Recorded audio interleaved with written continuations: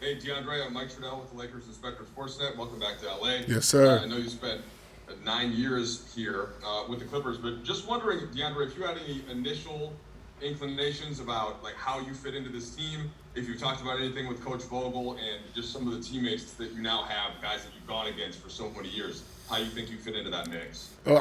First of all, I'm extremely excited. Want to thank everybody for this opportunity. I think that my role for any team that I'm on pretty much stays the same. I'm coming in to defend the basketball, try to change shots and alter shots at the rim, rebound the basketball, get my teammates open as best as possible, and keep possessions alive for us, and be a great force on both ends of the basketball floor, and be a great locker room guy. And that's pretty much been my niche and my my thing that I bring to every team that I'm on. And I'm excited to get here and get to work with these guys, and being able to have multiple lob threats now again with this team is going to be great, especially with the playmakers that we have and the unselfish guys that we have on this team. Is going to be great. And it gets to be able to space the floor a little bit with guys playing in the dunker and having, like I said, multiple playmakers and shooters spaced. So I think at times, we're going to play big. I think at times we're going to play small. It's obviously whatever the game is needing at that moment in time. We're going to be able to adjust to that because we're so versatile. And DeAndre, just to follow up on that, about Russ and LeBron specifically, all of the momentum that they create towards the rim, how does playing like that appeal to somebody like you? For me, it's great. Those guys being able to have such speed and strength, being able to get downhill so quickly, it puts a lot of pressure on defenses. And, when you're big playing in that dunker area, you kind of find where you'll be open, whether it's a shuffle pass, whether it's a lob. And like I said, those guys are so great at finding the open man and making the defenses pay for coverages and schemes that they may come up with is going to be great. And I just need to be ready to catch the basketball or catch a lob or screen in for a shooter. But when you have that many threats on one team, I think that it's going to be very beneficial to us. All right, we'll go over to Dan, please. Hey Jay, what's up, man? Good to see you. What's up, Dan? I know, right? It's like 2011. You had opportunities with the Clippers to win titles. You had an opportunity last year. How have those opportunities not coming to fruition kind of shaped your approach to the game over time? And I guess, what do you think of the opportunity you have in front of you this year with this group? I think the opportunity is the same.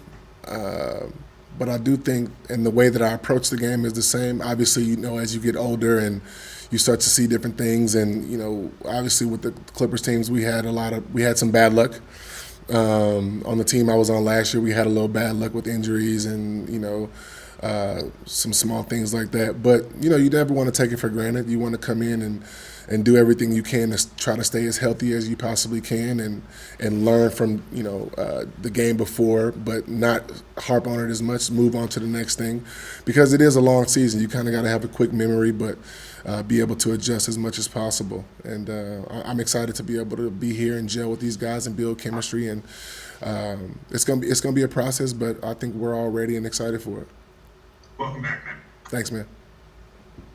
All right, over to Dave McMenamin, please. Hey, DeAndre, good to see you. What's up, Dan? With you. It was widely reported when you went to Brooklyn that a big factor in that career move was the relationship you shared with Kevin Durant and Kyrie Irving. So how do you reflect on your time in Brooklyn, and where do things stand with your relationship with those former teammates?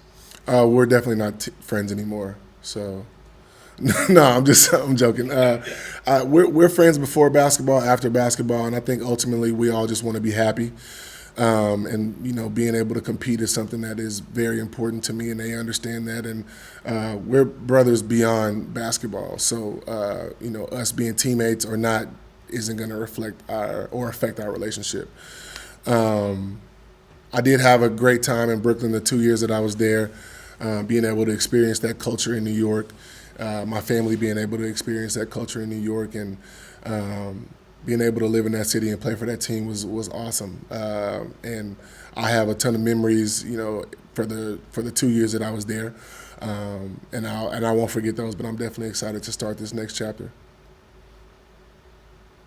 All right, Kyle Goon, please. Hey DeAndre, Kyle Goon with Orange County Register. Welcome back to Los Angeles. Just maybe a sort of a follow-up to Dave's question, but is it kind of weird to? I mean, the Lakers and the Nets have been kind of peering at each other from across the coast. Sort of, a lot of people were talking about them as a lot of people describe them as the favorites for the finals last year. I think they're still favorites for the finals this year. What's it like switching sides in that sort of cold war between those two teams? I think it's just basketball, man. Like I said, you have a lot of friends in this league. You have a lot of guys that you compete against. And when you're on the floor, this is somebody who you want to beat, regardless of if they're your friend or not. But off the floor, those relationships and those bonds will stay strong. But I think that I'm just excited to be a part of a team that's chasing the championship. Just like I'm sure there are another handful of teams that are doing the same thing. But just to be able to be with a team like this, with guys that you respect and guys that you've competed against for the past, going into my 14th season, has been great. And seeing, I wonder what it will be like to play with this guy. And you always think about that, whether you tell people or not. And now being able to have the opportunity, I think is going to be great. All right, Bill Oram, please. Hey DeAndre, Bill Orm with The Athletic. I guess I just have to ask, so what guy, is it obvious? I mean, you said you've always wanted, you're thinking maybe you've always wanted to play with this guy or that guy. Who are the guys on this team maybe that you've been thinking about that with throughout your career? Obviously, as a big, when I was in high school, like a guy that I watched all the time was Dwight Howard. And obviously we never had a chance to be teammates before, but competed against him a ton when he was in Orlando and, a couple other teams, and it's been great. So being able to see him and now we're teammates is awesome. Obviously, guys like LeBron and Russ and AD, being able to be opponents of these guys for so long, and especially Russ and AD in the Western Conference when we were there for so long, seeing those guys 3-4 times a year.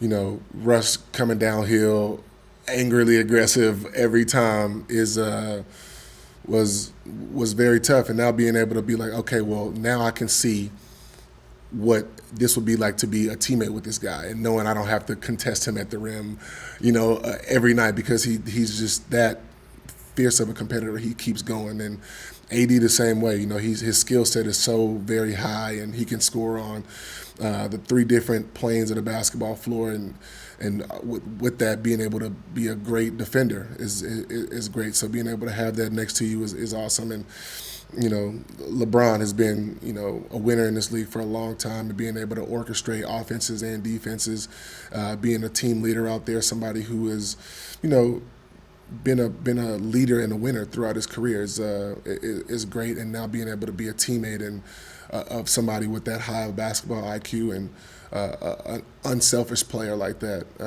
I'm really excited to finally be teammates with these guys. All right, we'll do last 2 questions. We'll start with Ian, please.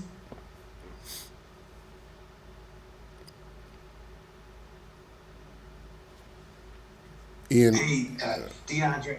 Sorry, can you hear me? Yeah.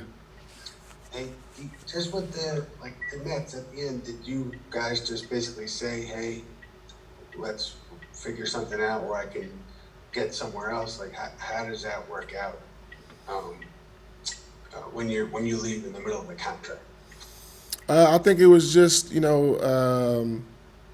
both parties wanted to figure out something that was best for both of us, and I feel like they gave me that respect as a veteran player to be able to understand that I wanted to be able to compete. And I'm a competitor, man, and we all are in this league, and we want to be able to be out there and competing, but also it just worked better for both of us. And I think that I'm excited to be a part of this Laker franchise and this organization with these group of guys, and you know, I'm focused on here. So. All right, and we'll end with a follow-up from Dan, please. AJ, you experienced life in this city as a Clipper for a decade, I think. What do you think life will be like in Los Angeles as a Laker? Do you think it'll be different in the way that you're kind of treated around town? I think I was treated pretty fairly and pretty good when I was a Clipper for 10 years. But obviously, you know, this is a big sports town, and a lot of the fans are Laker fans. And even when I was a Clipper, we understood that. I had great years when I was with the Clippers, and you know, that franchise was amazing to me, and I appreciate the time that I was there for sure. But like I said, I'm focused on now and this team and what our goals are ultimately and what we want to do. And I'm just really excited to be here. This is a great opportunity for me, and I just want to take full advantage of it.